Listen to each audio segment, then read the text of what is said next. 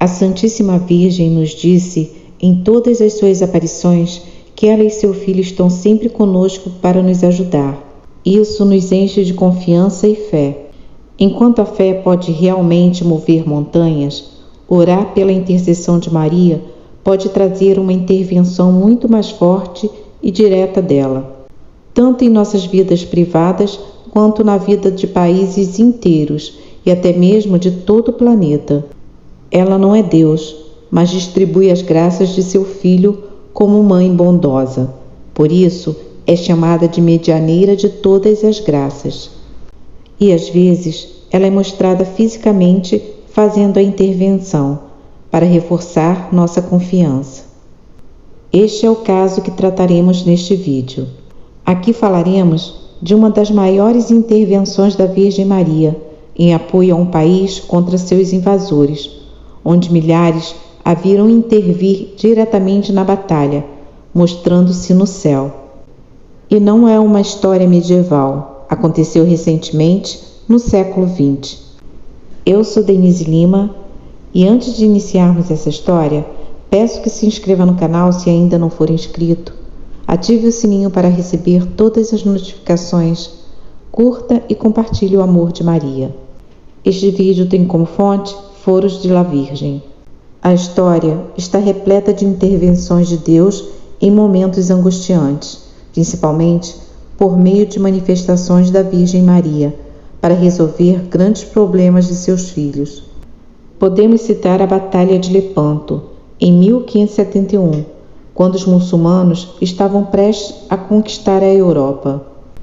O cristianismo foi chamado para rezar o rosário e uma frota cristã menor foi vitoriosa, quando os muçulmanos fugiram porque viram a Virgem Maria e os anjos no céu lutando em nome dos cristãos. Uma enorme cruzada do rosário também impediu inexplicavelmente as tropas soviéticas de invadirem a Austrália em 1955. E um chamado semelhante para rezar o rosário fez com que o ditador Ferdinando Marcos e sua esposa fugissem das Filipinas sem lutar em 1986. Existem muitos milagres bem documentados desse tipo, mas talvez a intervenção mais extraordinária e visível de Nossa Senhora tenha ocorrido em agosto de 1920 na Polônia, que é chamada de Milagre do Vístula. Em 1918, a Polônia havia recuperado a soberania e a parte do seu território como país, como resultado dos acordos da Primeira Guerra Mundial. Mas algo terrível havia acontecido na Rússia. Os bolcheviques, sob a liderança de Vladimir Lenin, maçom de grau 31, e com apoio de grandes banqueiros, tomaram poder na Rússia, deslocando a monarquia Romanov e transformando o país no primeiro regime comunista do mundo. E pouco depois, Leon Trotsky revelou um plano para exportar a Revolução Bolchevique para o Ocidente capitalista, contando com a fragilidade em que se encontravam os países após a Primeira Guerra Mundial.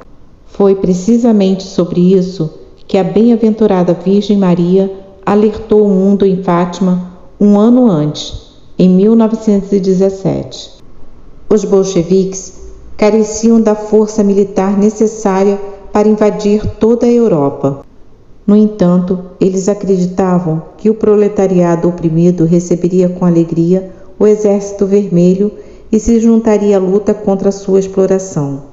A propaganda soviética da época estava confiante de que, uma vez que o Exército Vermelho chegasse à Polônia, seria bem recebido pela classe trabalhadora e pelos camponeses, supostamente oprimidos pelos senhores poloneses.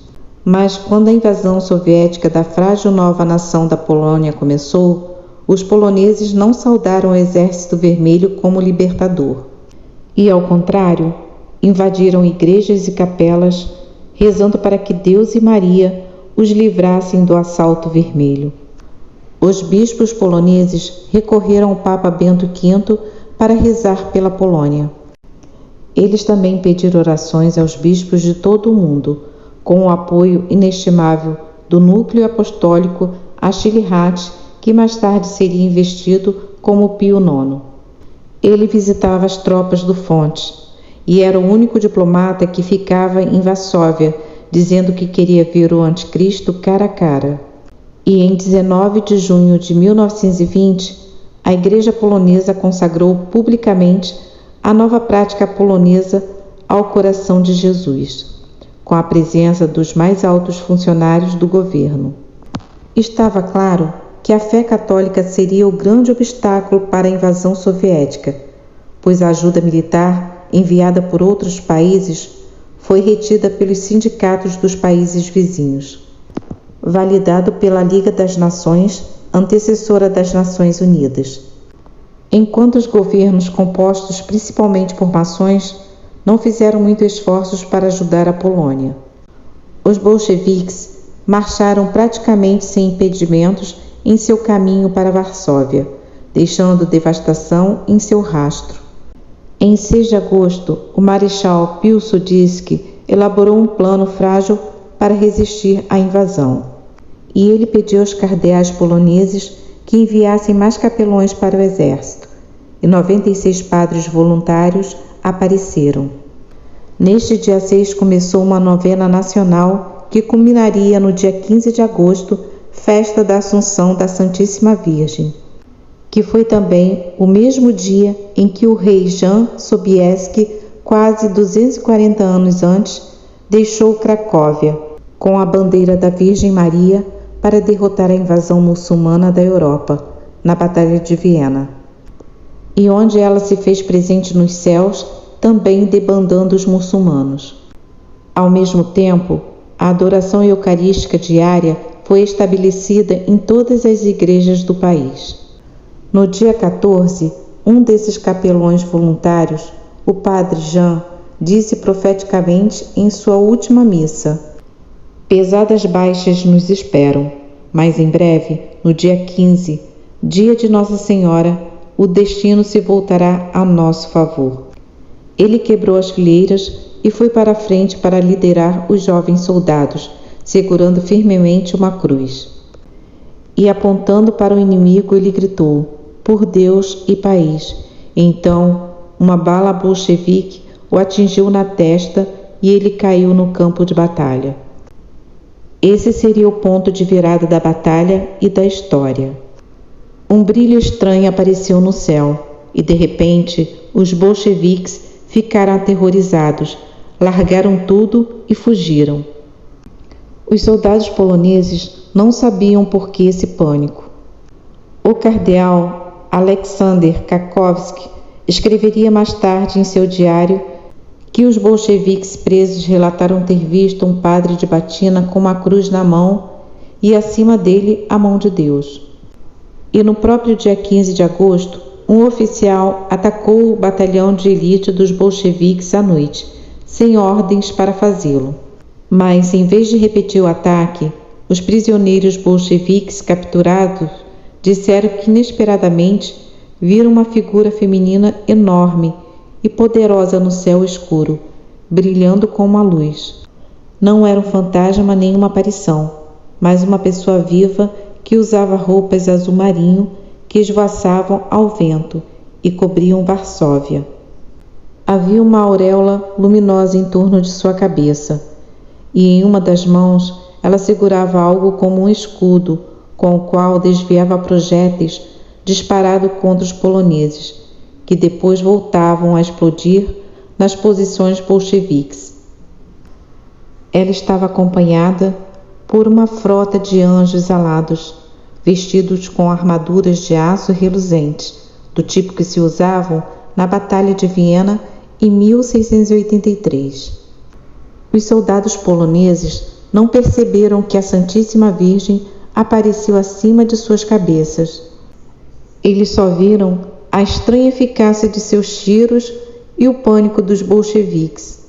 Isso gerou a dissolução geral dos bolcheviques, enquanto o marechal Piłsudski não podia acreditar no que estava testemunhando em todos os lugares. Tudo isso foi encoberto por todos os atores: o governo, os militares, os bolcheviques, a igreja, porque a vitória tinha que ser dos homens. No entanto, o Marechal Piłsudski diria mais tarde que o dedo de Deus tocou a terra e agradeceu à Virgem pela vitória. E João Paulo II disse em sua visita à Polônia em 1999 que houve uma conspiração de silêncio por décadas sobre o grande milagre no rio Vístula, e impôs à diocese a obrigação de preservar a memória deste grande acontecimento. Mas isso também havia sido profetizado pela Virgem. Em 1872, a serva de Deus, Wanda, teve uma aparição da Virgem Maria que lhe disse: logo depois que a Polônia conquistar a independência, seus antigos opressores se levantarão contra ela para esmagá-la, mas meu jovem exército, lutando em meu nome, irá derrotá-los, afastá-los e forçá-los a fazer a paz. Vou te ajudar. E no dia 15 de agosto disse-lhe: a festa de hoje, festa da Assunção, logo se tornará feriado nacional para vocês poloneses, porque neste dia obterão uma grande vitória contra o inimigo que luta pelo seu extermínio. Em suma, a intervenção da Virgem Maria em 1920 no Vístula, ela mesma repelindo os invasores de uma nação dedicada a seu filho e fervorosamente católica, é nossa fonte de otimismo. Ela vem nos avisar dos perigos, nos alerta para o que vai acontecer. Às vezes, ela é vista intervindo como neste caso e outras vezes sua presença é invisível, mas ela está sempre lá. Sabemos que podemos contar com ela, embora alguns não expressem para manter uma linguagem politicamente correta. Bem, até aqui, o que queríamos contar sobre essa notável intervenção da Virgem Maria no milagre do Vístula. E eu gostaria de perguntar se você sentiu as intervenções da Virgem em sua vida e como elas têm sido. Que Nossa Senhora, Rainha da Paz, interceda por nós. Amém.